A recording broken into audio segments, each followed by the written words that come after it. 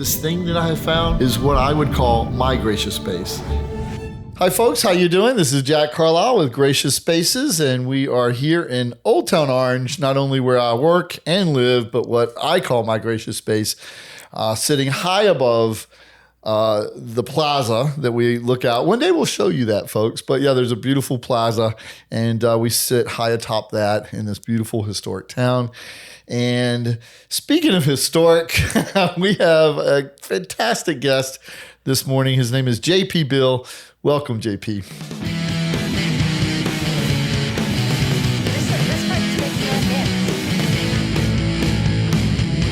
Thank you, Jack. Thank you for having me. You're welcome. And I don't mean to call you historic in the fact because you're a young buck. Well, that is historic is kind of my gracious space. So. Right. Well, and it is, truthfully, his history, you're 5 generations of citrus growers in the Redlands, San Bernardino area. Mm-hmm. And tell us just a little bit about that. And I mean, you can still ride through Redlands, California, and see the old remnants of the citrus growers. And For sure. On the freeway, am I looking at any of your property when I drive out that way? It's possible. You see a little there, yeah. So I mean, much like Old Town Orange, Redlands, and that whole area has a deep roots in the citrus industry, and so do I. And there were once 60,000 acres of citrus grove up our way. There's now about 2,200. I'm talking industry-wide. Of I course. wish. But let's repeat those numbers. That's pretty outstanding. 60,000 acres of citrus property back in the Redlands area. And similar numbers are true for the Orange County area. There was something like 80,000 acres in Orange County at the peak. Yeah. About the end of World War II. Wow. And so harvesting fruit, the citrus, so oranges, lemons, grapefruit. And Redlands' particular spin on it, and this is true of any of California's citrus capitals. And there are a couple, is that there's always a specialty. And I think in the Redlands area, our microclimate, our soil lends itself well to the navel orange. Mm-hmm. And that's sort of where we begin. That's the center of old California botanicals is navel orange. So that raises a great, at least thought for me, is because I pictured Redlands, you're kind of out more deserty. Mm-hmm. And then you had Orange County as well, full of citrus industry. And there are 2 different microclimates, but they were able to grow the same citrus, or was one known for one and the other? It's a little of each, actually. I mean, in any of these areas, you would have had a blend of different things. And I mean, while navel orange in our area is kind of like, that's what people think of, there's still all sorts of different types of grapefruit, of lemons that are planted out there. There's a variety. Yeah. And the navel orange, I mean, we do get pretty hot in the summer, but it's that chill in the winter. There's also something in the clay soil. Of course, there's arguments about this sort of thing, whether clay or sand is better. Right.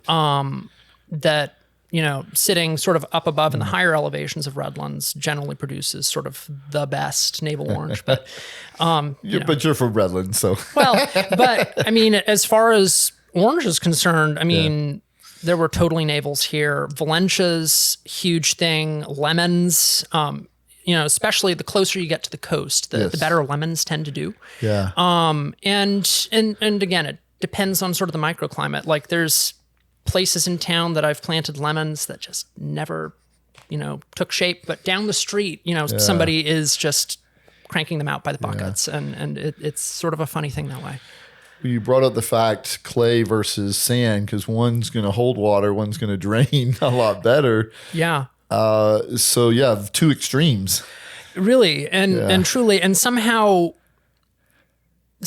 people manage to make it work in both ways. And I think generally, if you were to read like sort of what the ideal planting condition for a citrus plant is, like if you're reading online, generally people would say sandy soil, but for whatever reason, sort of the heavy clay up our way also does really well. And I think maybe it has something to do with the arid temperatures. Maybe it holds the moisture better. Yeah. I don't really know. Well, weather patterns too. And what you're giving it as far as water too probably come into play. Obviously you'll water less than than you would one. with sand and and there are people who are super in-depth knowledgeable about the finer points of irrigation, and it's amazing how deep you can get into. Yeah, it takes a lot to get us our oranges and our lemons on our tables, doesn't it? It's maybe more than most people might think. They don't just come from the store, and I mean it. I was just saying outside a couple minutes ago, like, we're really fortunate in Southern California to really come from what I call sort of the Napa Valley of citrus. Yes. I mean, there's something about the climate, the soil, that's ideally suited. And there is a number, they say, at least when speaking about navel oranges, and I'm sure that similar numbers are true for citrus as a whole, but when speaking about navel oranges in particular, they say that there's less than 1% of the Earth's land mass that is ideally suited to the cultivation of the navel orange. And it just so happens that much of that 1% falls right here.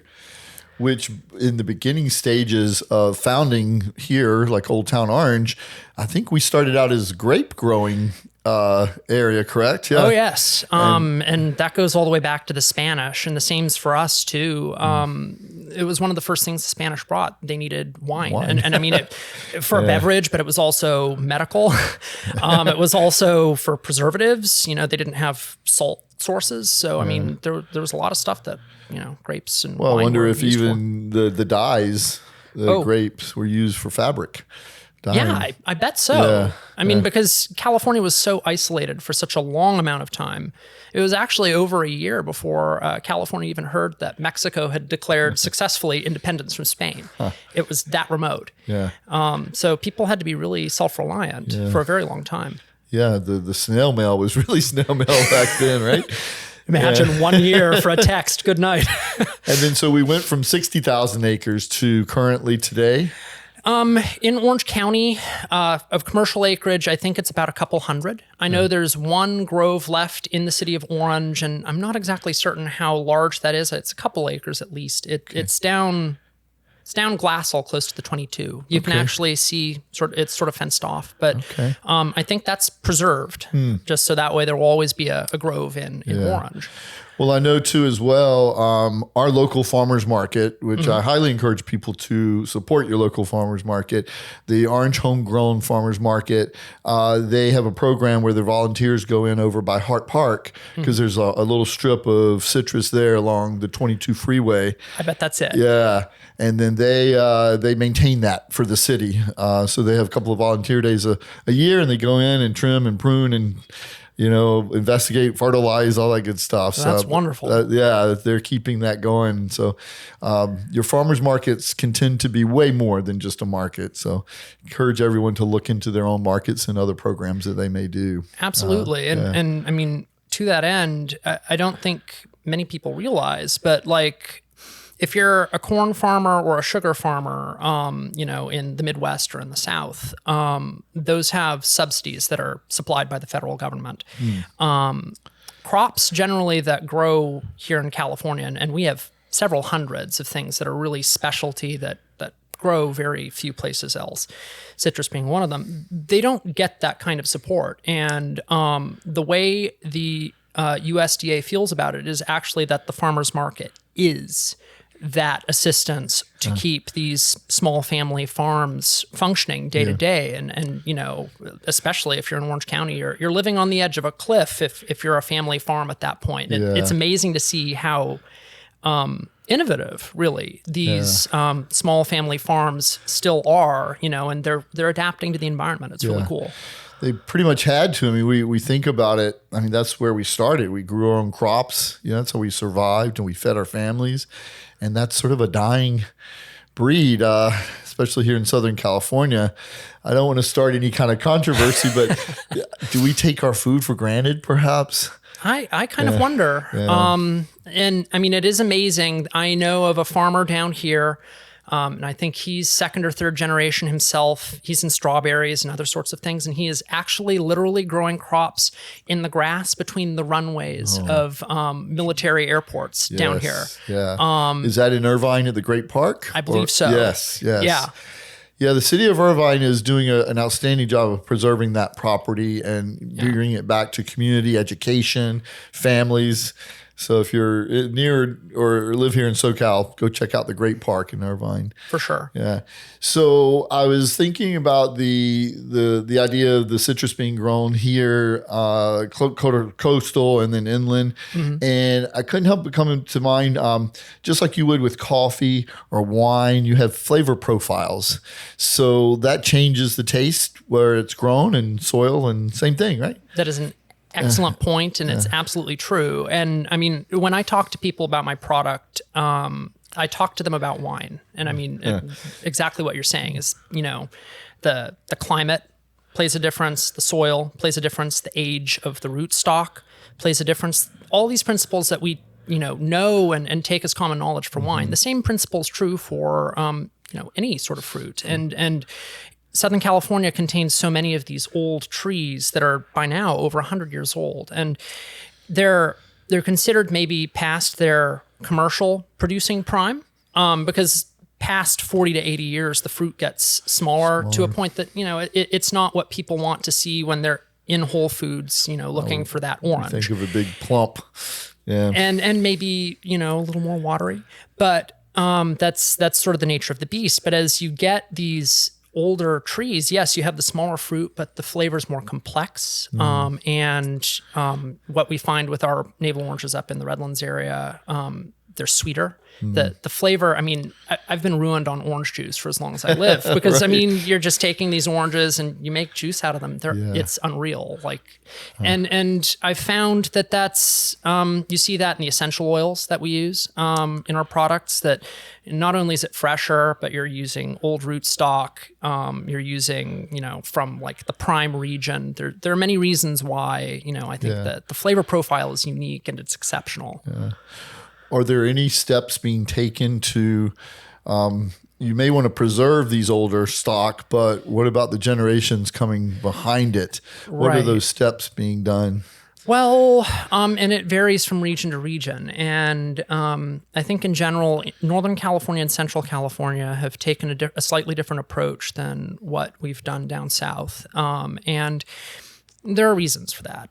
But conservation easements play a strong role in making sure that local communities have access to the farms that those communities have grown up around. And, in the Redlands area, we feed a lot of those, a lot of the produce that doesn't otherwise get used commercially. Those go to school lunch programs. So, I mean, they are feeding our local communities, and having that access to fresh produce is just so important for local communities. And so, conservation easements, that's one lever. Another is something called the Williamson Act, which is a state law, and it does sort of a similar thing. I mean, there are great successes in this model. Looking back east, the city of Middleburg, Virginia is one such example that's really built around the concept of the conservation easement. And it's done wonderful things, not only for property values, but to really keep that connection with agriculture, which is so plainly apparent in these Southern California communities, like Orange. I mean, it's still very central to the identity. Yeah. What about universities, schools? How are they participating in keeping this industry thriving? It's a good question. And I think that's fertile ground, pardon the pun. You do see, so first of all, there's the old standbys like UCR, Cal Poly Pomona. Those two colleges were established actually to support Southern California agriculture, in particular citrus. And so the citrus station at UCR, this is really cool. And a lot of people haven't heard of it, but that is where the little cutie was developed. That's where hundreds of different guys. Right? Yeah. I mean, Southern California sits at the very center of like innovation in the citrus industry worldwide. And I mean, to think that the little cutie is something that was developed on a farm in Riverside, I don't know that many people think of it that way. And the Cara, like the pink orange, like all sorts of these special varieties, because citrus hybridizes so easily.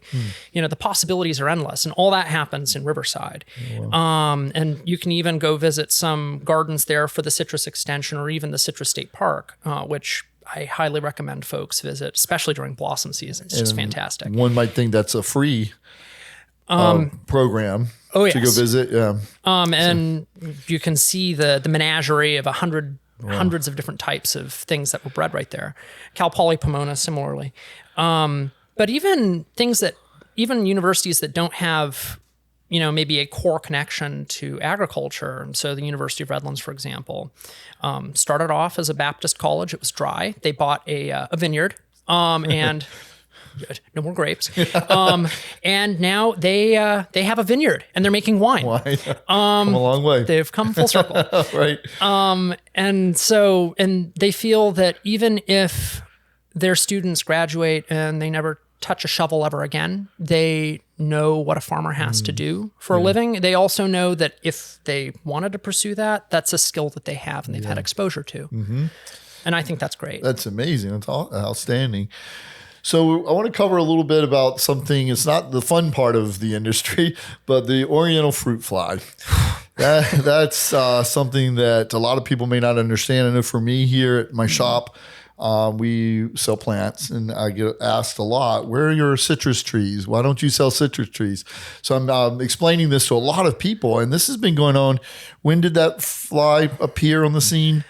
For us, it appeared really in earnest last fall. And, I think you observed in the sort of things that, it was all hands on deck at that moment, figuring out what was going on, how that was going to impact the industry. The alarms went off. Oh, yes. In the industry. A very serious thing. Oh, yes. Tell us a little bit about that, how serious it is and what's being done to protect our crops.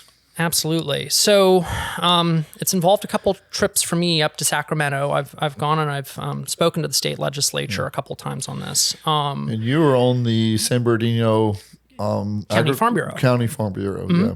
So we're a lobbying organization, basically, for local farmers in the county. It's membership based, and of course, there's state and federal levels. And so even if you're not a farmer, belonging to that can help local farmers have a voice in, policy at all levels if you're interested in making sure agriculture, remains in your area. And Orange County does have a farm bureau as well. But I was asked through that to go up and talk about it because for those of you who don't know, the fruit fly can get inside pieces of fruit, and it's not just citrus. It's over 100 different varieties of crops, fruits and vegetables. It can get into lettuce and cabbages. It can get into tomatoes. It cannot get into avocados, bizarrely, or strawberries. So it's weird what the fly is picky, what it will and will not eat. But avocado, I kind of get thick skin, perhaps hard to pierce. Right. Strawberry, they must not like the the taste or something too acidic or. I guess. Interesting. I'm not too familiar, but what it does with citrus is that it can pierce the peel and burrow inside and lay eggs. And naturally, nobody wants to wake up to breakfast like that. And if the fruit falls, it can establish a breeding population. There are certain points where the fly lives underground versus in the air. And, there's still some study going on about this. And there are fruit flies that have established populations already in California, not in citrus, but in things like walnuts. But in walnuts, you're able to keep moving, fortunately. For citrus, with already, you've got citrus greening, you've got the psyllid, and those are things that are controlled for in Orange County already. The fruit fly has the potential to be sort of a straw that breaks the camel's back. And so what that's meant for local citrus industry, which, it's taken a little while to react, is that if you live in or near a quarantine zone, none of that fruit can leave the property unless it's double bagged and disposed of securely. So that way the fly doesn't spread. And, that's, control the spread. This is a phrase we're familiar with by now. Sure. But you can process on your property. And so you're able to slice oranges, dry them, harvest the zest. And of course, in the process of processing, you observe things, but then the byproducts of that also have to be double bagged and removed. And so for folks in Orange County and LA County, it's kind of important to monitor this because you're not quite there yet, but I do know LA County is beginning to sort of test and see if these things are spreading, and we really hope not because it can really interrupt. And it's a hard thing to monitor because you've got backyard citrus growers, pots, ground. Right. You know? And in general, the expectation, well, and it's a great point because when you're a commercial grower, the expectation is that you already know that pest control is part of your regular rhythm. And people have found that with psyllid, that generally if people have citrus in their backyards and maybe they don't know what resources are available for pest control, or, you know, it's a really simple thing. It's just a root drench. You can just pour it, you know, when you water it like once every 6 weeks or something, buy it at Home Depot. You can help contain the spread of multiple debilitating invasive insects that will hurt, you know, local agriculture if they remain. So very important to get it under control. Or absolutely. What are some of the signs a homeowner might see that would alert them? So in general, seeing the insect itself is probably the first step, and seeing a particular count. And so and that's the way quarantines work. So the fly itself is fairly small. It's 7 millimeters. It has wings that have sort of T-shaped veining. I'm not sure if I'm describing it quite well, but I get that. Absolutely. Yeah, and it's got sort of a stripe on the body of the insect. And so if you begin to see this, I mean, absolutely contact county agriculture first and foremost, because that's vital information. And that's true of any invasive insect. I mean, I've gotten boxes. I mean, a lot of us shop online. I ordered something that came from overseas, and on the bottom of the box were the larvae of a Japanese beetle. Oh, gosh. And I mean, I didn't know what it was at the time. I just used Google Lens and figured it out. Reported at County Ag, killed the bug. Super simple. But once you begin to see the fly with a certain amount of frequency, that can begin to add measures, and those measures are important to control the spread, because then the county will begin to come out and actually treat the location. So they'll spray a bait. It's you know, people who were around here in the 80s and 90s remember, you know, malathion, the M word. Effective it was, but you know, we had a lieutenant governor drink some on TV. I guess he just died recently. I'd be really curious to know what happened, but 20 years later. But what they're using now is an organic bait. So it's, by all accounts, safe around people, pets. And so there's been there's been a learning curve there. And they'll come out. This is no charge to the homeowner. Absolutely. So please don't put financial dollar to it and hesitate. No, they're here to help you and us control this. So absolutely. And you will get notices if you're in or near an area that they're, you know, County Ag is supposed to let you know, hey, we're in your area. We're going to be doing testing, or we're going to apply the bait. You know, we're going to do it on this date at this time.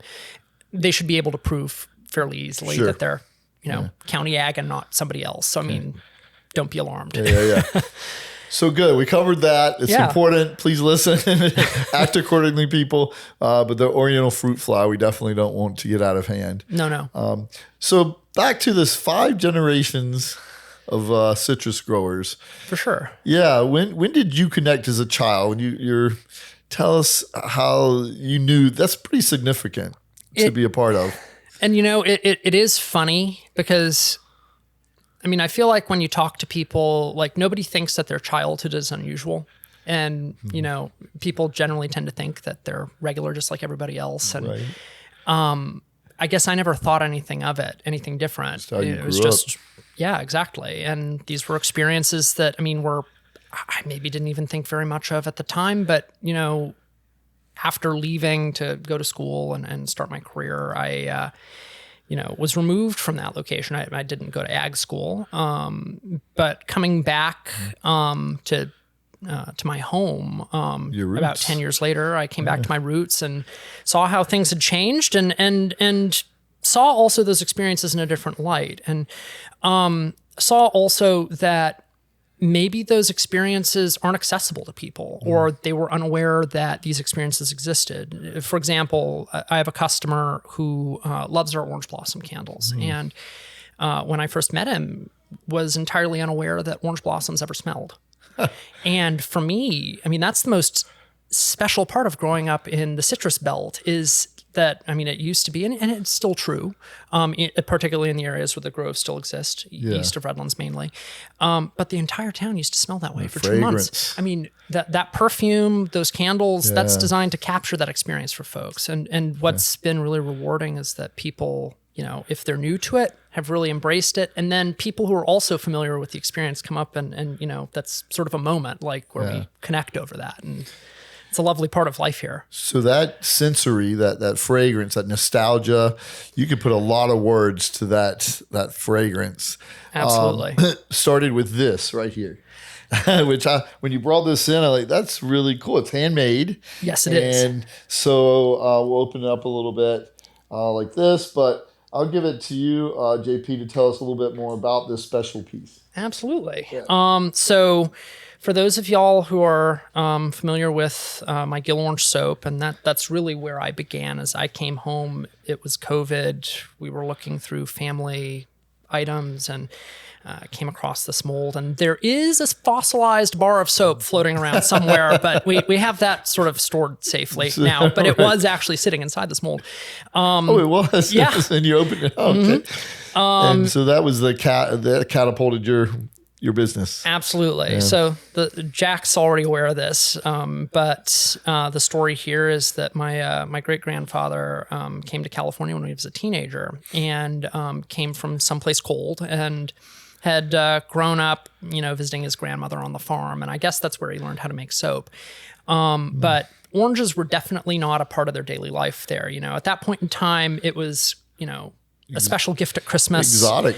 Very exotic. Yeah. Absolutely. Very expensive. And I mean, and that's, you know, living here now, I mean, orange is citrus that's everywhere. But I mean, people need to understand it was the height of luxury at the time. And you know, it's still, I feel, Old California Botanicals brings that. But he came to Southern California. It's funny. It's really well documented. We have an album, like pictures 1, 2, and 3. When he stepped foot off the train, he took the tourist train called the Kite-Shaped Track up to our valley. Oh. And first pictures of the train station, no longer standing. Second picture is him standing next to a cactus in a suit and a bowler hat, grinning ear to ear. It's hilarious. And then third picture is him standing next to an orange tree, holding like an orange, and you know, just he was hooked. And it was so new to him. Oh, absolutely. Yeah. And who not too many people back in the day had that opportunity to actually put their hands on an orange. No, that sounds simple to us, but I mean, it was a real value, like the real central value of Southern California at the time. You know, the world came here to see that, and we sent that to the world. And so he decided he never wanted to be without the smell of citrus in his home, you know, in season or out season. And he developed these several recipes for Gill Orange soap. And he only ever made it for himself. You know, the amount of labor, you know, is, you know, typical of an inventor. It's very over-engineered, but like, you know, the amount of care that went into the mold and the recipe, he only ever used it in his house. Yeah. And so, I mean, it was an experience like that. It just hit me that, you know, for me, that's a connection. There's love in that. And I wanted to share that with people. And so that's how Old California Botanicals was born. We used the recipe, we used the mold, you know, all about, you know, sort of helping people to form that sentimental, you know, connection with things the way, you know, I just grew up with it. Yeah. I just love that. Here, your great granddad, he loves this scent, this fragrance. He's going to have it all year with him. He gets in the garage or his workshop, his tool room, tinkers, and just makes it part of his day. Yeah. And here we are 100 years later, and you're holding it. How special is that for you? And now you're producing soap yourself. I mean, thinking about it now, like that I'm sort of self-aware of this experience, you know, I wouldn't trade it for anything. Like that is central to my experience as a Californian, and I can't think of California without, that. You can't buy that, that memory. That's just what you hold dear in your heart. That's Absolutely. pretty cool. Well, and I mean, it impacted me strongly, seeing it and re-engaging with it. And, that's what I'd like to share with everybody else with the soap and other things that I make. Yeah. So you're expanded. The other things are now lip balms, perfumes. Aside from the soap, yes. And we sell the essential oil too, the key and critical ingredient, a whole variety of things. I'm getting into some designed products as well. Clothing. Yes. Yeah. And, all of those experiences, whether they be visual, they be olfactory, they be the taste and flavor, that's what life amongst the orange groves is to me, and that's what we're hoping to share. And the perfume in particular is another fun story. It's something like this that during the Gilded Age in particular, this area was really popular as a resort area for Eastern tourists, and actually tourists from around the world. You had your revolving door of English noblemen and otherwise coming, and they might just come and stay for 6 weeks out of the year during blossom season. The largest house in Redlands was actually only built as a vacation house for 6 weeks out of the year. To experience that moment. To experience the orange blossoms, not even the oranges. Yeah. And that just blows my mind. And that perfume was one of those souvenirs that when someone came to California, they could take it back with them, or they could send it to family. And basically, this is what California smells like, folks. Yeah. And so, I mean, you used to be able to find it, as far down as, say, World War II, different orange blossom perfumes. And so that's, another sort of vintage California experience that we're trying to bring back. What a special gift. You put that all, I mean, you're right. That's fascinating.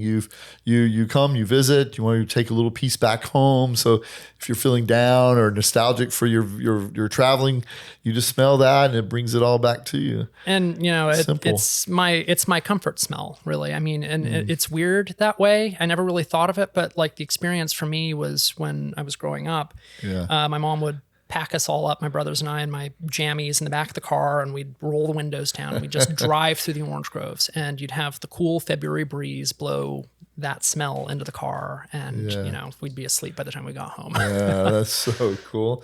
So that grew into, and look at all of our puns today. This is full of, I love this show, full of puns. But it grew into Old World Botanicals. And you should be very proud of yourself. You're continuing your great grandfather's vision. Thank you. And what he wanted to achieve, just on a personal level, is outstanding. Well, and it's what we love about our partnership with the Potting Shed is that, I mean, for me, like the California lifestyle, indoor, outdoor, like there is such a personal relationship with plants, whether that be citrus or the California poppy or the redwood or palm trees. I mean, who can imagine going to Laguna Beach without, the Mexican fan palms? Yeah. It's part of the view. Yeah. And what I love about the Potting Shed is that it really captures that, relationship, the importance of having green in our lives and being able to make those conscious choices to embrace and form relationships with. Well, it is fun, JP. I have to tell you, we have your product from Old California Botanicals down by the register. And when they open up that little vial of perfume or the candle, to hear them and their stories behind it or what memory it evoked in them, and they tell their friend, oh, my this and that, my grandmother, it smells like her purse or her closet or something. It's really nice to hear those memories. So you're seeing it too. Oh, absolutely. Yeah, that's kind of why it's fun down by the register. It's like we'll be ringing someone up and all of a sudden they'll open that candle and oh my gosh, this is so wonderful. So very pleased to carry your products here. So thank you very much. Well, thank you for having them. Yeah. So tell people a little bit more about how they can attach themselves to you a little or get to know you a little bit better. A website, social media, all that good stuff. Yeah. So I do have a website. It's just newly redesigned. We're still tinkering. Looks but good, by the way. Thank you. Yes. Still working. Well done. OldCaliforniaBotanicals.com. And we also have a full panel of social media. We're probably maybe most active on Instagram. the tag is at Old California Botanicals. And so we do short reels and you know, of course you can see images of my product, but I mean, we're about telling the story of, you know, greenery in Southern California. And I encourage everyone to go there because, first of all, you could read the phone book, and the way you present things is just so nice. And you know, it's true. It's not overwhelming, and it's very informative. You're not over technical, but your reels, botanically speaking, are and horticulturally speaking, are very well done, informative. So if you want to know about an exotic palm tree, because you cover it all, really, pretty much. I can just see you riding down the road and you're like, oh, there's a blah, blah, blah. And you get in front of it and you talk about it. It is actually kind of part of the JP experience. Yes. Yeah. Hands down. It's great. Which is, I'm excited because we're going to be collaborating a little bit about a walking tour here in Orange, Old Town Orange.